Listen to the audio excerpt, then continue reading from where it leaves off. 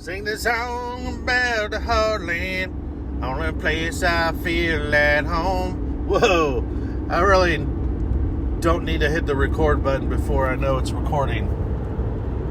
That was horrible. How about the audio today? That's probably horrible too, as usual. Well, let's get started. I'm going to do it raw.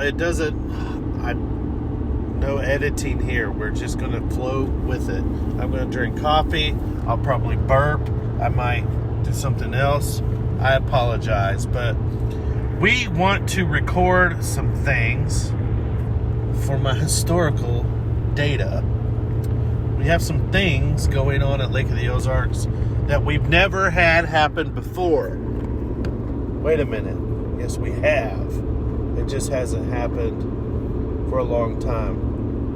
We're in the first week of June, and the water we have at Lake of the Ozarks is the clearest that it's been since the late 90s.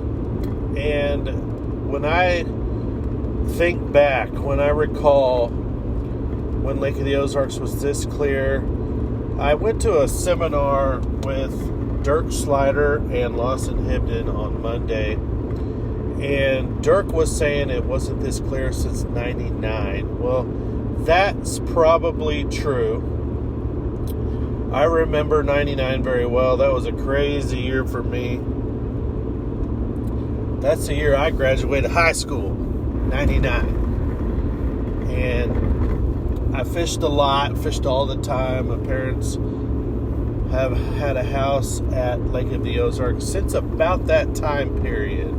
So about that time period, they purchased a house on the Osage River around the 50-mile marker. And I remember when they bought that house, the water up there was extremely clear. And I kind of thought, this is awesome. This is the same water clarity that I'm used to, because before they bought that house, I would take my boat to the Gravois, and 99% of the time I would put my boat in a Kaufman Beach and a Gravois.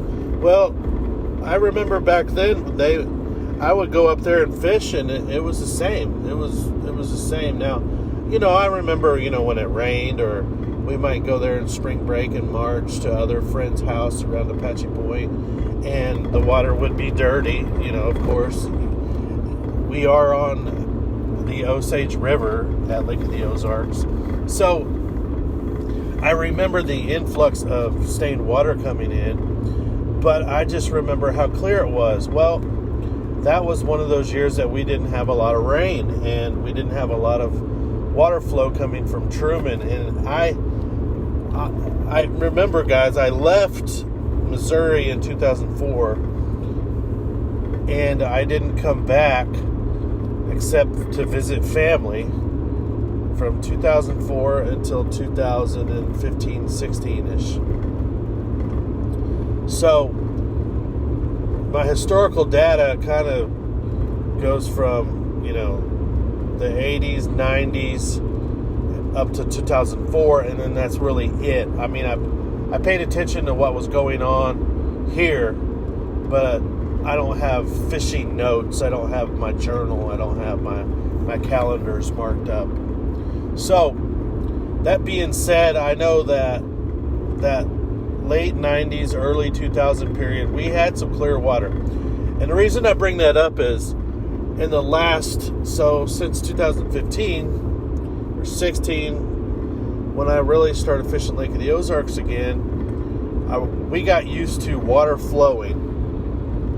And we got used to pretty stained water, which normally Lake of the Ozarks on a normal day, whether you're in the Glaze or in the main lake from the toll bridge to the dam, you've got 3 to 4 foot of visibility, maybe 5. If you get up in the Gravois and get down to the Bagnell Dam, you might have 5 to 6 foot of visibility at the most. So that was our normal water, and you might get into the Niangua and find some real clear water, but for the most part, it's stained. It's got that good green tint. And then you get up in the Osage from, we'll say, the 40-mile marker up, we start to get a real good stain to it, to where you might have 2 feet of visibility on normal, or maybe 3 if we're lucky, but it'll be that good green stain. And then you get into the creeks up at Rainy and maybe up, towards Proctor, where it might get that brown iced tea looking color, which I like that color too. So you have these kind of what we call normals here at Lake of the Ozarks. And I've talked about that for 5 minutes to say right now is not normal. We're not used to the water being this clear. So that's made things a little bit different. I think a lot of the same baits are still working. You've got your jigs, but normally in June, you've got an offshore bite going on. The water's flowing. You can throw a crankbait on the points. The current sets up the fish, and a lot of that is due to the water coming out of Truman. And this year, Truman's, I don't know what the level is. I don't know if it's normal or if it's actually low, but they're just not pulling any water out of Truman. So, what has that done to the fish? What has it done? So the fish, I thought, would scatter to the brush after they got done spawning really quick. And there are a few fish in the brush. There's not a good brush bite pattern, as far as I'm concerned, that I would not win a tournament right now out of the brush. Now, other guys that have the brush in the right depth, whether that depth be 8 foot, 10 foot, I think that they might do well. There's gotta be some deep brush that's playing. When I say deep, 20 to all the way to 30 foot brush has got to start playing, and I have not found that bite yet. Also, the majority of my fishing has been in the glaze, and I have not went down to the dam. I haven't been towards the toll bridge. During Memorial Day weekend, I fished from the glaze all the way up to the 50. I stayed in the main lake, and the channel swings, points, but more of steep channel swing banks were definitely my best areas. Sorry about that. So, you could run that pattern all the way up the river as far as you wanted to go, because all the water was clear.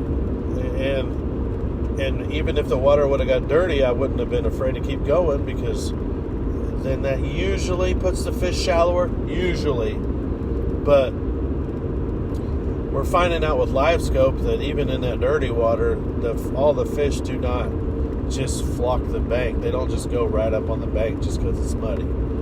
Believe me, they will suspend out. They will do the same things they do in clear water. I think it's more of how the current and the temperature of the water and where they feel comfortable, more than the water clarity. I think a lot of the water clarity and temperature rules that we put into place, and the contour lines and all that, we're really seeing. And it's not just live scope. We used to get those random bites. You used to get a backlash and throw it way out in the middle of the cove or out in the middle of the lake. Gosh darn it, I gotta get this backlash out and reel it back in, and boom, catch one. You go, what the world? What was that fish doing out there? Well, that fish was out there with the shad underneath it, suspended. He might not have been on a piece of brush. He might not have been on a contour line. He's where the food's at. How many times have you sitting on the back porch of a condo or at your, say you're at dog days, having some fun, having few cold beverages with your friends sitting out on the dock. You ever notice those bluegill and shad schools and things are just kind of out in the middle and roaming around on their own, eating stuff off the surface? They might hide somewhere else later, but a lot of those fish are just out in the roaming around. And the bass do the same thing. They swim around, they roam around. They don't just set up on these places as I thought that they did all the time. Now, I'm not saying they don't. I'm just saying there are fish all over the water column all the time. And that dirty water that you find is not necessarily a promise that they're all going to be up on the bank. So anyway, so this clear water has really, everybody said it's different, it's changed, it's like Taylor. Well, it's the lake's going into a cycle. It's just another condition. If we get a whole bunch of rain, it's going to change. I think the fishing is good, but I think catching a 20-pound bag is extremely hard right now. But it is post-spawn, so normally it's tough in the post-spawn. But what's interesting is this lake is really good during the post-spawn. It's the best topwater of the year besides maybe the fall. It's kind of a pick your poison type of year where you can catch them Carolina rigging, you can catch them Texas rigging, you can catch them on a jig, you can catch them if you want to throw a drop shot, you can throw a spoon underneath the schools of shad right now. You can pretty much pick what you want to do. If you're a swim baiter, if you love big swim baits, this is the time. It might not be as good as like early spring pre-spawn swim baiting, but you are going to get some bites and you're going to see some fish because the water is just so clear. And you're going to draw fish. You're going to draw them out of docks. You're going to draw them from the brush. You're going to draw them fish that are suspended out there by themselves and get them to move and react. Now, you might not catch them all, but you're going to get some attention. Now, on the swim bait side, so the glide bait scene right now is going absolutely nuts crazy. People are paying $200 for a glide bait that's handmade by somebody. The KGB is a great one. The Chad from KGB is awesome. The other one, he has the 9-inch. I don't know the names on them. I'm not a glide bait expert, but the glide bait scene has gone absolutely nuts crazy. The DRT Tiny Clash is an absolute killer. It's very hard to get. You usually have to order one from Japan. It's hard to get. You don't see those too many. A lot of the ones that you're seeing in the tackle stores around the lake at Fitz's, I know Fitz has the Depths 250 and I think the 180 or 170. Guys, I'm like, the numbers might be wrong. The 6 cents trace, the 6 cents draw, I believe they even have those in stock. One is a glide and one is a 3-joint. I call them triple trout type baits. The bull shads, your triple joints. Awesome baits. If you love playing with swim baits, now is the time. And you would think on the swim bait deal, they're all different. You can't just put glide into one category. Glides do so many different things. But when you're glide baiting, you kind of really want the right conditions. And I always thought, big wind, like a spinner bait type of conditions, stormy, big wind. But the truth be told, I get a lot more big ferocious bites when it's like dead calm, like yesterday, and it's sunny. I don't know if they can see it better. I don't know if they're just curious.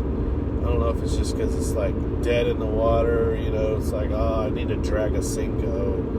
Oh, there's no wind, you know. I'm not going to catch anything unless I have 6-pound test. And I've got my robo worm on, and I'm just barely moving around. They love to chase around those big swim baits when it's slick, calm, and sunny like that. So keep that in mind. That's a good way to get through those crappy times where you think everything's dead, or you just want to drag that big old worm 30 foot and drag it around, which works. Don't get me wrong, that all these things I'm talking about works, but what I thought would be good swim bait conditions necessarily is not either.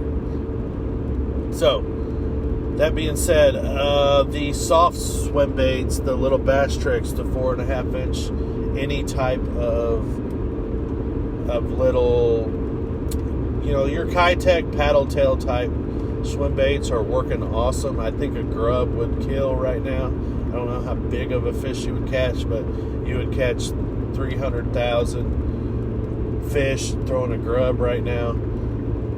If you just want to go have fun, go out there with something like a grub or a jerkbait or a, you know, one bait I want to bring up while I'm thinking about it. So there was it the All-American? Yeah, it was the All-American, I believe. It's just on Hartwell. And this bait came up at Lake Murray as well. It's a jackal riser, and it's got a body like a shad, like say you had a mega bass or more like a gunfish, Lucky Craft gunfish shape to it with a metal blade on the. It might be metal. I've only seen pictures of it. It's got a blade on the front, and I don't know what it does. It just goes crazy. It just goes crazy, folks. So check out that jackal riser. I'm definitely going to be ordering one of those. I think that'll be fun. And we've got a lot of fish that are trying to school up right now. They're more of wolf packs. It's that post-spawn wolf packs.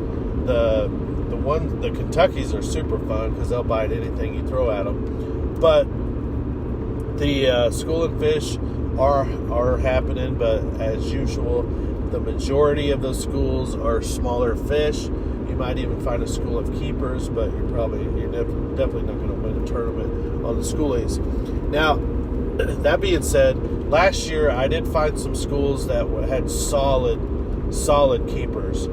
So you can catch a 15-pound limit out of those schools. And those were wave break fish and condo dock fish that, for some reason, there was some schools with 3-pound largemouth in them. Nothing over 4 pounds, but 3 pounds, solid good keepers. Those were all caught on a swim jig like a bluegill. So we'll get into that. I know I'm 18 minutes into it and I'm just rambling, but that's all right. And it's okay. I have some coffee and driving to work this morning, going to the old office. I hate going to it just like everyone else does, or whatever you're doing. I'd rather be outside this time of year, even though it's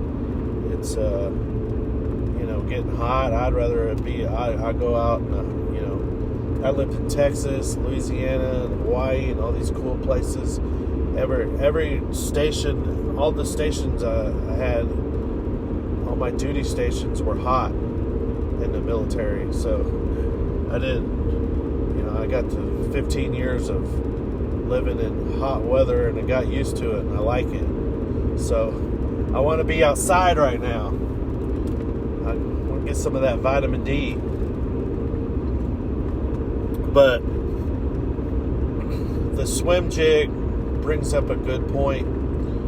I sat down with, I went to the seminar at Osage Beach Park and listened to Lawson and Dirk on Monday. And the consensus is, the worm and the jig is always going to play here.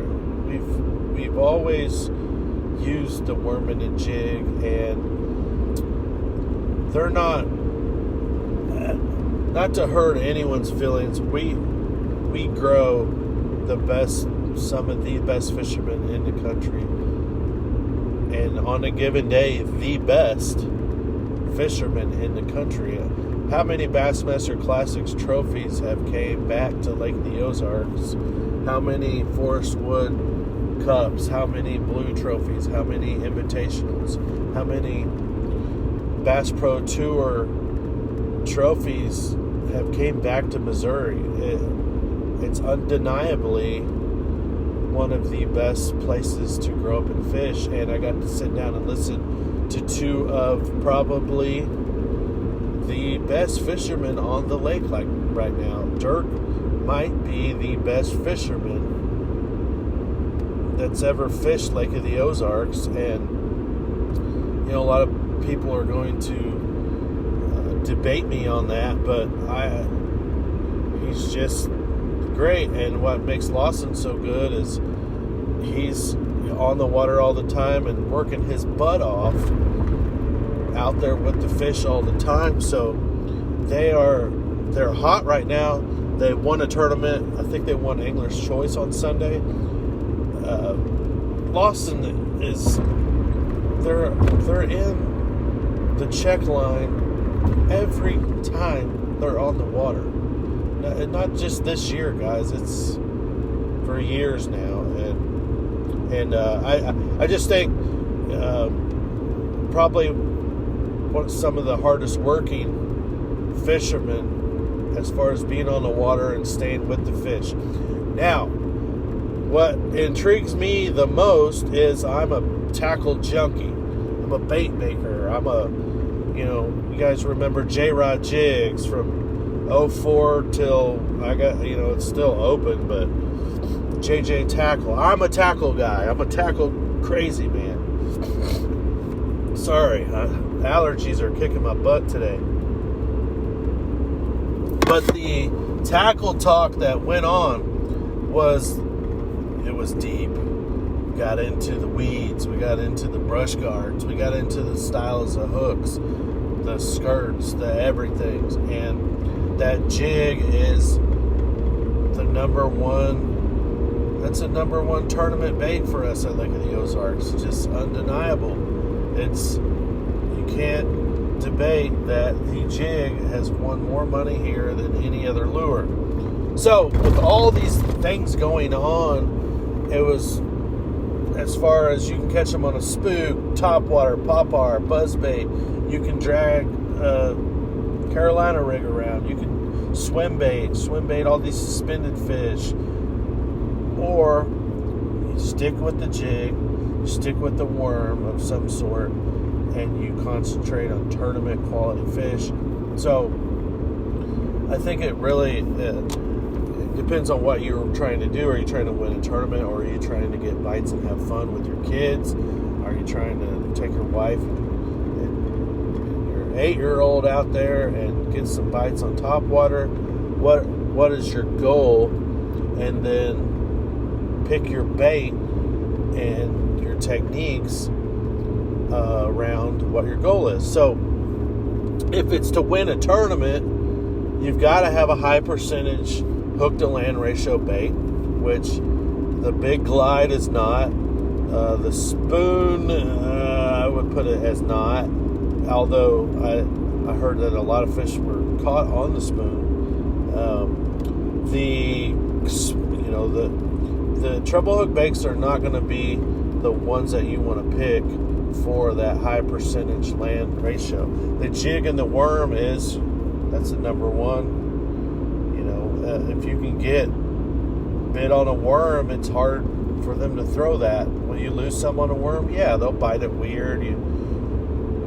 Things happen. You lose some, but not as many as other baits. So if you can get bit on those high percentage baits, why not? And when I wouldn't say that it's super tough right now, but I would say it's extremely tough to catch a bag over 18 pounds. So, and I'm not saying it's easy to catch 15 or 16, because it's not, but it is fairly easy to go out and catch keepers right now. If you want to catch 12 pounds, I would say you could pick anything you wanted to do. run around and throw it up in the air. And there's so many fish suspended out with the shad right now that you could probably accomplish that. And the fish are biting well. It's just not all the big ones. And that's typically the story throughout the entire year, no matter what's going on. But those guys, I keep going on different tangents. So we talked a lot about tackle and tackle making and modifying your tackle, but Dirk is the tackle. Bob calls him the fishing scientist. He's the guy that makes the jigs. He's the guy that has the Dirk's jig. He's the guy that he really, really knows what he's doing when it comes to making tackle. So his Dirk's jig he talked about his football jig, but he talks about other baits and why they work, and I won't get into all that. I want you to go to bassandbob.com and go ahead and watch that video. But it was just awesome sitting down with them and discussing all those types of things. What's really cool is he's working with Bo at Bojangle Baits, both Lawson and Dirk, and they're coming up with different designs and different colors and really tweaking and dialing in baits that are absolute fish catchers. They're not out there ideas that like, hey, let's put legs on a Cinco and no, they're baits that when you look at them and you're going, yeah, that's going to work. Some of them at first I looked at and I go, that's kind of similar to this and that. And then as I looked at it, I go, no, this is not like that bait. This is not like, this is not a brush hog. This is not a Z-crawl. This is not, there's all kinds of different baits. The bait world has 4,000 million creature baits. There's literally hundreds of thousands of them, it seems like. So put one in your hand, look at it, go fish with it. This is a different bait, a different mousetrap. So for example, the log hog, it's an extremely good creature bait that has kind of it's almost a worm-like body. It's not got that hollow, thick rubber in the middle. It's got more of a worm-like body, so when you put your hook in it, it really, really has a great hookup ratio on it.